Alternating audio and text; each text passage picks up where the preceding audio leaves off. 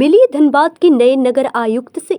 32 वर्षीय आईएएस आशीष गंगवार ने नगर आयुक्त के पद पर संभाला कार्यभार। धनबाद नगर निगम को नए वर्ष में नया प्रशासनिक नेतृत्व मिल गया है। आशीष गंगवार ने धनबाद के नए नगर आयुक्त के रूप में औपचारिक रूप से पदभार ग्रहण कर लिया है। इस अवसर पर न्यूज़ इंडिया 24 के पंकज सिन्हा ने उन्हें बधाई दी। राज्य सरकार द्वारा जारी अधिसूचना के अनुसार झारखंड कैडर के 2021 बैच के आईएएस अधिकारी आशीष गंगवार को धनबाद नगर निगम की जिम्मेदारी सौंपी गई है। महज 32 वर्ष की आयु में इतने बड़े और महत्वपूर्ण नगर निगम की कमान संभालना प्रशासनिक हलकों में युवा नेतृत्व की दिशा में बड़ा कदम माना जा रहा है। इससे पूर्व वे छतरपुर में एसडीओ के रूप में कार्यरत रहे, जहां उनकी कार्यशैली, अनुशासन और जन संवेदनशील निर्णयों की व्यापक सराहना हुई थी। आशीष गंगवार का जन्म 20 सितंबर 1993 को हुआ और वे मूल रूप से उत्तर प्रदेश के निवासी हैं। उन्होंने संघ लोक सेवा आयोग की सिविल सेवा परीक्षा में 519वीं रैंक प्राप्त कर भारतीय प्रशासनिक सेवा में प्रवेश किया। शैक्षणिक उपलब्धियों की बात करें तो उन्होंने Indian institute of technology Delhi से एमटेक की डिग्री हासिल की है और प्रशासनिक सेवा में आने से पूर्व वे शैक्षणिक एवं तकनीकी क्षेत्र में भी सक्रिय रहे हैं। नगर आयुक्त के रूप में आशीष गंगवार की नियुक्ति से धनबाद शहर में शहरी विकास, स्वच्छता व्यवस्था, नागरिक सुविधाओं के सुदृढ़ीकरण, डिजिटल गवर्नेंस और पारदर्शी प्रशासन को नई गति मिलने की उम्मीद जताई जा रही है।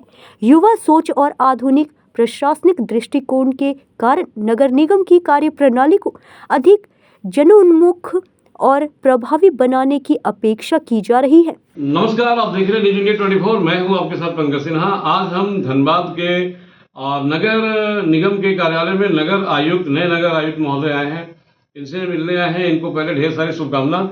बहुत ही प्रॉमिसिंग, होनहार और काम करने वाले नगर आयुक्त हैं। नाम है आशीष गंगवार, पलामू के रहने वाले हैं और 21वीं बैच के आईएएस पदाधिकारी भी रहे हैं। यही नहीं, बहुत ही कम एज, यानी कहा जाए तो सिर्फ 32 यानी 32 साल इनकी उम्र है।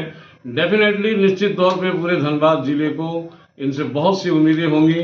हम जानेंगे सर, अभी तक मेरे ख्याल से बहुत ही कम उम्र के यहाँ पे जितने भी नगर आयुक्त आए हैं रहे हैं, क्या कुछ कर गुजरने की इच्छा है और धनबाद आपकी कर्म भूमि बन चुकी है, तो इस कर्म भूमि को मतलब कैसे सजाएंगे, संवारेंगे और क्या काम करेंगे? सबसे पहले तो आप सभी लोगों को नंबर्स की हार्दिक शुभकामनाएं जी। और शायद एक फैक्चुअल एरर हो गई होगी आपसे कि मैं पलामू में पोस्टेड था, रहने वाला मैं उत्तर प्रदेश पलामू से। अभी 1/1/2026 को हमने नए साल की शुरुआत में यहाँ पर चार्ज एज्यूम किया है और अभी रिव्यू भी कर लिया है। काफ़ी शाखाओं का रिव्यू चल रहा है।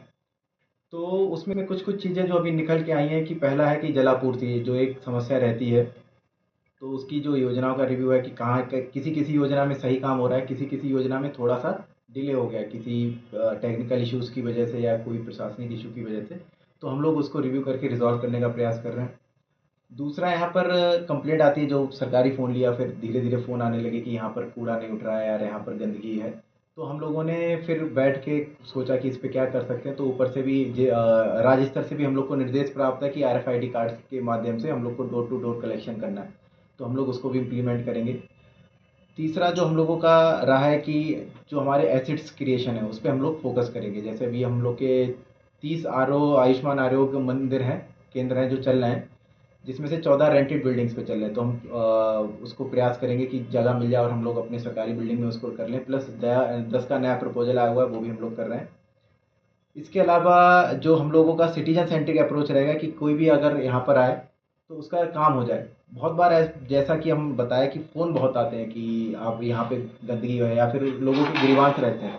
तो हम लोग भी आज डिस्कस भी किए थे कि हम लोग एक ग्रीवांस रिडर्सल मैकेनिज्म बनाते हैं कि हम लोग कैसे लोगों के जो कंप्लेंट हैं उनको फॉर्मलाइज़ कर पाएँ। अभी क्या है कि अभी एक फ़ोन पर कॉल आया, हमने उसको फॉरवर्ड कर दिया, लेकिन बहुत सारे लोग ऐसे हैं जिनकी समस्या रहती है लेकिन वो हम लोगों तक अप्रोच नहीं कर पाते। तो उसमें भी हम लोगों ने अभी प्लान करा है कि हम लोग एक ऐसा सेटअप करते हैं जिससे कि पोस्ट फॉर्मलाइज हो जाए, उसका फॉलोअप हो जाए। कंप्लेंट कर दी, लेकिन क्या उस कंप्लेंट का रिजोल्यूशन हुआ? अगर हुआ तो कितना टाइम लिया है? उसने कंप्लेंट अगर आज सबमिट की और रिजोल्यूशन उसका 2 दिन बाद हुआ, 3 दिन बाद हुआ, तो हम टाइम भी उसको देखना चाहेंगे कि कितना टाइम में कंप्लेंट रिजॉल्व हो रही है। और जब एक बार ये सेटअप हो जाएगा फिर उससे जो टाइम रिस्पॉन्सिवनेस है कोशिश करेंगे कि वो धीरे धीरे कम हो जाए। बाकी जैसे जैसे धीरे धीरे चीज़ें आएंगी हम लोग उसको रिजॉल्व करेंगे। ठीक, बहुत अच्छी बात है। गंदगी की बात की, जल की बात की, सर एक चीज रह गया, जमीन को लेकर के धनबाद में यानी कि इस कोयलांचल की धरती पर मतलब कि बहुत सी बातें होती हैं।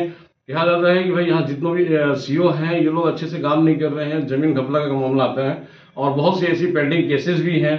तो इन सब मामलों से कैसे निपटेंगे, क्योंकि मैं बता रहा हूँ कि धनबाद इस कोयलांचल का सबसे मुख्य मुद्दा रहा है जमीन, और बहुत लोगों ने तो नगर निगम की जमीन को ही कब्जा कर लिया है। तो इन सब चीजों से निपटने के लिए आपको पूरी तैयारी करनी पड़ेगी। इस पर क्या बोलना चाहेंगे, आम जनता जानना चाहती है। इसमें जैसा आपने ज़मीन के मुद्दे बताए हैं, कोई भी मुद्दा एक जैसा नहीं होता, बहुत स्पेसिफिक ज़मीन के मुद्दे होते हैं कि अगर ये ज़मीन हमारी नगर निगम की है या फिर सरकारी भूमि है, बाद में पता लगता है कि वो बंदोबस्ती भी हो रखी है। तो जो जैसे जैसे स्पेसिफिक केसेस आएंगे उनकी डिटेल्स निकाली जाएगी और जैसा भी उन डिटेल्स में निकल के आएगा उसके बाद हम लोग उसमें आवश्यक कार्रवाई करेंगे, जो भी हम लोगों की गाइडलाइन रहती है उसके हिसाब से। चलिए, बहुत बहुत धन्यवाद। तो हमारे तरफ से फिर से एक बार बधाई हो आपको। कर्तव्य क्षेत्र में डटे रहे। सहयोगी संदीप दत्ता के साथ पंकज सिन्हा, न्यूज़ इंडिया 24।